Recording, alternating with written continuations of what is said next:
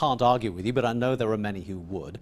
There is a strain within Israel itself, within the state of Israel, started, I think, by Rabbi Kook, perpetuated by a number of names in modern Judaism, who say, no, it's perfectly compatible with the writings of the Torah that we have a state of Israel. And in fact, it not only makes political sense, it makes religious sense too.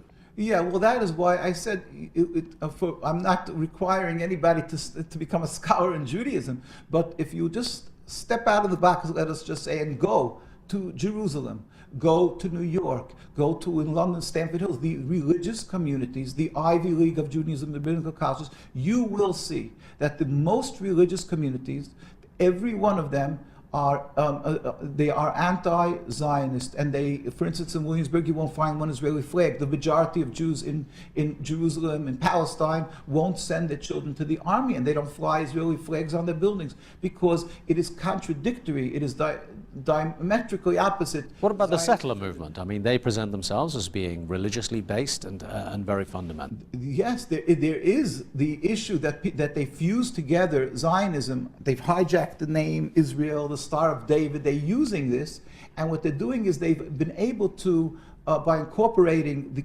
Jewish feelings, for instance, they call themselves the beginning of God's redemption. They do agree that we were sent into exile by God, the ones who aren't non-believers, which many of them are, but the ones who do believe, they say, yes, God sent us into exile, but we are the beginning of God's redemption, and they've been able to ensnare the youth, mostly from, these are all from, almost entirely from non-religious homes or marginally religious. They are not the mass, the general populace of Jewish religious people. These you will find and call it the silent majority, all the communities that are opposed to these settlers. These settlers are definitely a minority that are always in your face. You will see them because they're up front. They're agitating, they're creating this terrible situation, but they don't represent Judaism. But being that they created in Palestine, their homeland, so now they're breaching every concept of thou shalt not kill, thou shalt not steal, and it's being done, creating rivers of blood because of hate around the world. Now, you used the phrase a moment ago, taking land from the Palestinians, which again is a problematic one for a lot of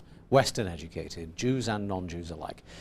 There is an argument, which is very much in the news right now, that there is no such thing as a Palestinian people, and there is an argument that says the lands that we are talking about never belonged to anybody called Palestinians. So what do you mean by taking Palestinian land? You know, the Zionists would love to get into some technical jargon and technical. What are you saying? There's not a Palestinian people and the land. We're talking as individual dwellers in Deir Yassin, in town after town and town, that we have many of our Jewish colleagues who are presently still living in the occupied Palestine there in Jerusalem, and they remember how they lived in total harmony with their Muslim and Arab neighbors, and they live there. The majority of people reside in Palestine. But what do you say to Newt Gingrich, who says Muslim. These are all Arabs? They're not Palestinians, they're simply Arabs. Again, these are technical terms to confuse the person. The fact is the majority of people were non-Jews. They were Muslims and Arabs living in this area, whether it would be under Turkish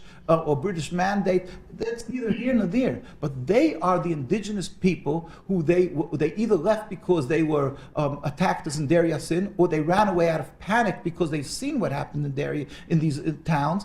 And therefore, as a Jew, which is what people call human rights, we call godliness, we are forbidden to steal their land. So let me just paraphrase, if I could, what you told us so far. The state of Israel has no legitimacy. It shouldn't exist at all. True. That Jews are responsible for rivers of blood, as you put it, in the Palestinian lands. That the Holocaust is not sufficient reason to override the basic Jewish premise that the Jews should not have a land of their own. I may not have quoted you entirely accurately, but even if someone like me were to even hint at thinking like that, I would be branded anti-Semitic.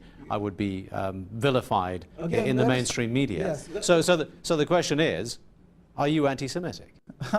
That is the beautiful ploy of Zionism, that they can intimidate anybody who stands in opposition to their blatant, inhumane treatment of the Palestinians. And mind you, we will show you with God's help that they're brutally beating the Jewish inhabitants nobody can accuse us of being armed or militant, and yet you can see that the Jews are brutally beaten simply because they're standing in Palestine, because there's masses, tens of thousands of Jews who stand out and demonstrate, and they get brutally beaten because they're opposing the existence of the state, and they want the world to know. They get brutally beaten by the Israeli state. By the Israeli, I could see it on our site and links, but you can just see, and simply they're standing there, non-militant, we never carry arms, and this is what happens. But the argument that you have made Yes.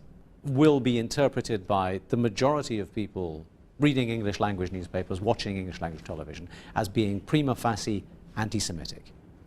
How does that make you feel that what you believe to be a true representation of your religion is being portrayed in the media as actually being completely contrary to that? Yeah, well, that's part of the tragedy that the media has been, unfortunately, we feel, sometimes owned and sometimes intimidated in a large manner by Zionism, which they have media watch, just like they have AIPAC, that affects politicians, are fearful of speaking against the Zionist actions or whatever they do because they're labeled anti-Semitic.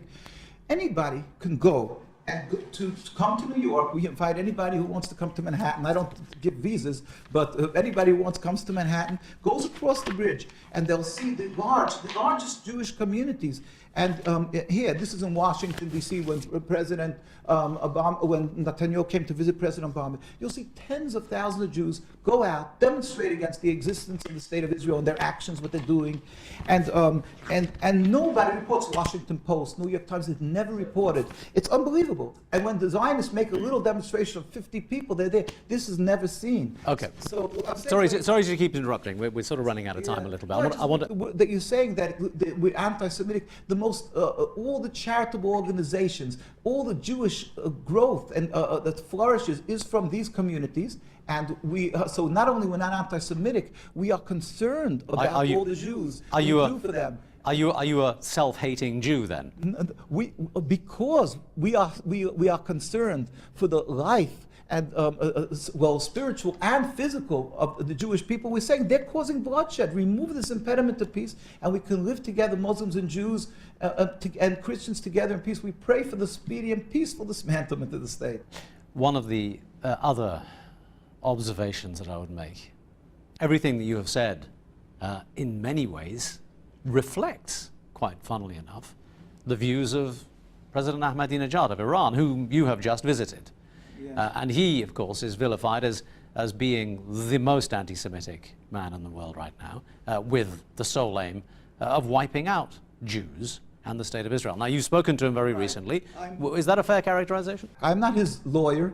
I'm not going to go into his heart, but the fact is, even Zionist papers admitted to the fact that he gives charity to the Jewish communities, and he says one thing: he has a problem with the oppression of the Palestinian people and the words "wipe out." He constantly says that Iran doesn't have a history, and he's not talking about harming anybody. He says that God will not allow this crime to happen. We concur with him that God. The Jews are in a danger because there is Zionism, and because it says in the Torah, if you rebel against God, it will not be successful, and it will bring catastrophic results. And Zionism has brought catastrophic results, and it could be much worse. You speak with great passion. You have supporting materials. You seem to dedicate a great deal of your life to this particular cause. A lot of people will look at you and go, well, just one, perhaps slightly extreme, perhaps slightly misguided individual. I mean, do you get much personal attack? Do you actually feel that anyone is listening out there, given what we see in the media every day? Well, again, that is the point we say Zionism, that they vilify, they ridicule. Other people they call anti-Semitic, us they call self-hating Jews and so forth. They ridicule us as being just some a nominal number. But we invite anybody to come and study for themselves the makeup of Jewish communities worldwide, and they will find that the Jewish communities that are practicing the religion properly around the world, without an exception, from Australia, which is in Melbourne the most, to Argentina, and I was in all these communities, thank God. No, I wasn't in Australia, I'm sorry, in Argentina. We just share this same view. You clearly are very passionate about your beliefs, but you are also clearly fighting some fairly formidable forces in terms of the Zionist movement itself, the State of Israel, international Western opinion and all. Do you have much faith that your voice will be heard? The great leader, Chief Rabbi of Palestine, Rabbi Teitelbaum of blessed memory, he passed away some 30 years ago. People asked him, it's daunting, how do you stand against Zionism? So he said, I'm not in the minority, I'm with God. There's a God who rules the world, who's the most powerful, and therefore we stand strong. And anyway, at the end of the day, God will accomplish. God will do, and we believe we pray it will end. The state will end because it's a rebellion against God. We just pray it should happen speedily and peacefully. Don't be labeled anti-Semitic. If you stand up and urge the world that they should stand up for the people who are suffering in Palestine, in Gaza, and don't be intimidated, but clearly distinguish. Don't call it the Jewish state, and we could go on and live and serve God together in peace. Rabbi, thank you for talking to Al Jazeera. Thank you.